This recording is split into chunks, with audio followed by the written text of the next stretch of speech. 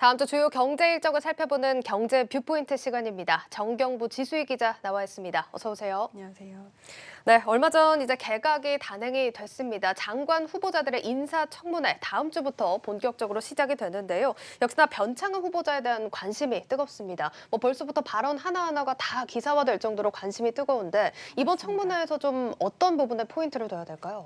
네, 말씀하신 대로 오는 22일부터 4개 부처 장관 후보자에 대한 인사청문회가 국회에서 열립니다.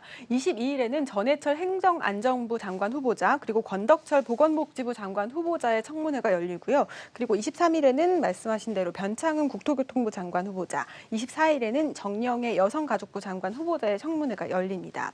아무래도 이 부동산 혼란기인데다 김현미 장관의 후임이다 보니까 국토교통부 장관 후보자의 일정이 가장 관심인데요. 벌써부터 야권에서는 송곳 검증을 예고하고 있습니다. 변 후보자의 경우에는 2006년 자신의 서초구 아파트를 매입할 당시에 카드사에서 수억 원을 대출받은 이른바 영끌 논란에 휩싸이고 있습니다. 송원석 국민의힘 의원의 지적인데요. 영끌로 아파트 매수한 장본인이 국토교통부 장관 자격이 있느냐라고 지적을 하고 있고요. 김상훈 국민의힘 의원도 변 후보자가 SH 사장 시절에 친여 성향의 태양광 업체에 대한 부당한 지원을 했다라고 주장을 하고 있습니다. 그 외에도 또 공직자 재산 축소 신고 논란, LH 시절 진주 본사 근무일이 월 평균 7일에 불과하는 등 근태 문제를 두고도 날카로운 도덕성 검증이 예상이 됩니다.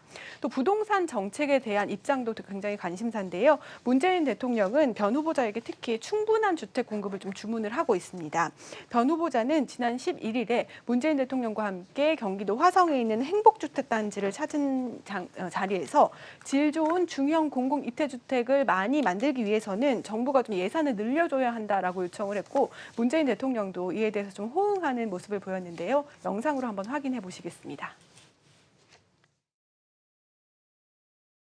이제는 이제 기본은 됐으니 네. 우선 양을 늘리고 또 질도 높이고 그 네. 두 가지를 다 하셔야 됩니다. 네네.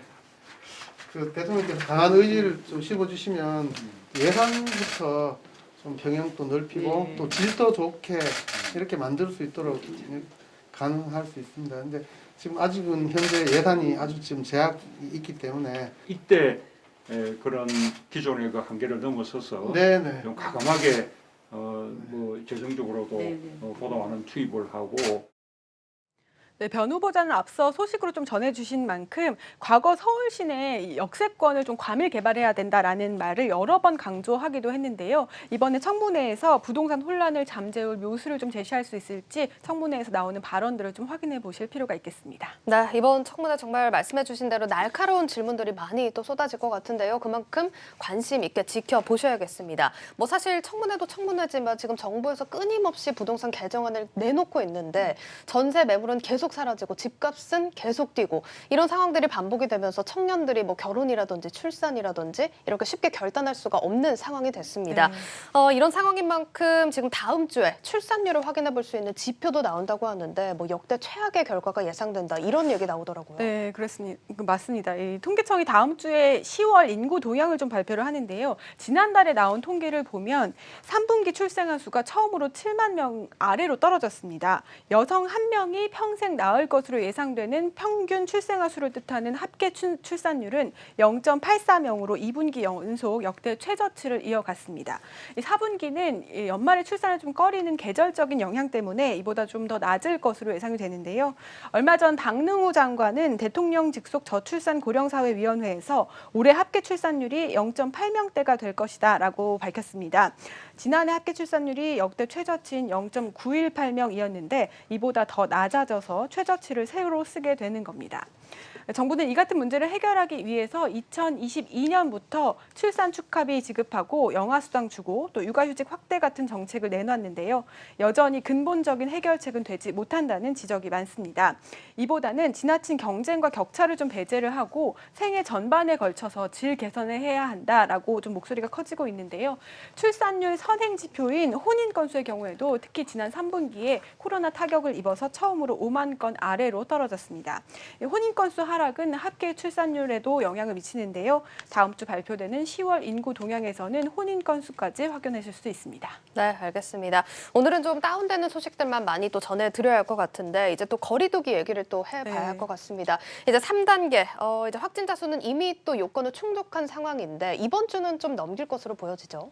네, 그렇습니다. 이미 이 사회적 거리두기 3단계 요건인 주 평균 확진자 수가 800명에서 1000명 이상의 상황이기 때문에 3단계로 격상할지 말지를 두고 이번 주에 특히나 이 의견이 분분했는데요. 이번 주에 SNS를 통해서 곧 정부가 3단계 격상을 발표했다라는 이야기가 돌자마자 중대본이 이틀 전에 임박한 거 사실이 아니다라고 명확하게 공지를 했기 때문에 일단 이번 주는 좀 넘길 것으로 보입니다. 새로운 2.5단계 플러스 알파 단계가 시작된 것이 아직 2주가 안 됐고 정부는 그 효과가 어느 정도였는지 좀 두고 봐야 한다는 입장인 것으로 보이고요. 또 3단계로 갈 경우에는 경제 타격이 너무 크기 때문에 특히 자영업자들의 보상 방안들도 함께 고심 중인 것으로 알려지고 있습니다. 정세균 총리도 3단계는 최후의 보루라고 말을 하면서 신중한 모습을 보였었죠. 실제 3단계가 되면 10명 이상 모일 수가 없습니다. 그리고 현재 영업을 하고 있는 미용실이나 백화점 또 대형마트 등도 문을 닫아야 하고요. 생활에 필수적인 곳, 의료기관이나 숙박시설, 음식점, 편의점 등만 문을 열 수 있는데요. 한국은행은 이 3단계 격상 시에 민간 소비가 16.6% 줄어들고 국내 총생산은 8% 하락할 것으로 내다봤습니다. 일각에서는 2.5단계 알파보다 더 강한 2.5단계가 나올지 않을까 하는 예측도 있는데요. 그만큼 이 3단계에 대한 심리적 타격, 경제적 타격이 만만치 않기 때문인데 이미 3단계 격상 요건을 갖춘 만큼 정부가 어떤 형태로든 이 사회적 거리두기에 대한 이야기를 꺼낼 수 있어서 다음 주 좀 지켜볼 필요가 있겠습니다. 네, 이렇게 상황이 격화되는 만큼 이번 주말에 또 새로 발표되는 내용이 있는지 잘 체크를 해보셔야겠습니다. 자, 마지막으로 기업 공개 일정 전해주신다고요? 네, 다음 주에도 기업 3곳이 코스닥 시장에 상장을 합니다. 오는 21일에는 인공지능 영상인식 기업 알체라가, 그리고 22일에는 체외 진단 플랫폼 프리시전 바이오가, 23일에는 나노 소재 기술 기업인 석경 AT가 상장을 합니다. 이 알체라의 기술력은 네이버 앱 스노우의 얼굴 인식 기능으로 잘 알려져 있는데요. 사람의 얼굴에 카메라를 댈 경우에는 안경이나 또 귀여운 토끼 모양, 또 수염 같은 가상 물체가 표시되는 증강현실 서비스를 제공하고 있습니다. 인공지능 얼굴 인식 기능 때문에 공항 자동 출입국 시스템이나 여권 위조 검출 시스템 등에도 적용이 되고 있습니다. 또 네이버 자회사인 스노우가 이 회사의 주요 주주여서 네이버와 지속적인 협력이 기대되고 있습니다. 프리시전 바이오의 경우에는요, 고감도 TRF라는 시분해 형광 기술을 갖추고 있는데요. 물질이 어떤 에너지를 받았을 때 아주 짧은 시간, 수 마이크로초만큼 빛을 내는데 그 짧은 찰나의 순간까지 측정하는 기술을 말합니다. 이 기술을 통해서 기존 진단 시장 대비 높은 정확성을 갖추고 있다. 따라서 이미 유럽 시장에 진출해서 기술력을 인정받고 있다라고 이 회사 측은 설명을 하고 있는데요. 오는 22일 상장할 예정입니다. 그리고 23일에 상장하는 석경 AT의 경우에는 전기전자 또 바이오 헬스케어의 소재를 제공하는 흔치 않은 소재 기업입니다. 우리가 잘 알고 있는 임플란트나 그리고 인체 내에 삽입하는 튜브 같은 그런 의료용 소재, 프린터에 들어가는 토너 소재, 자외선 차단용 무기물 입자 같은 그런 소재를 만드는 기업인데요.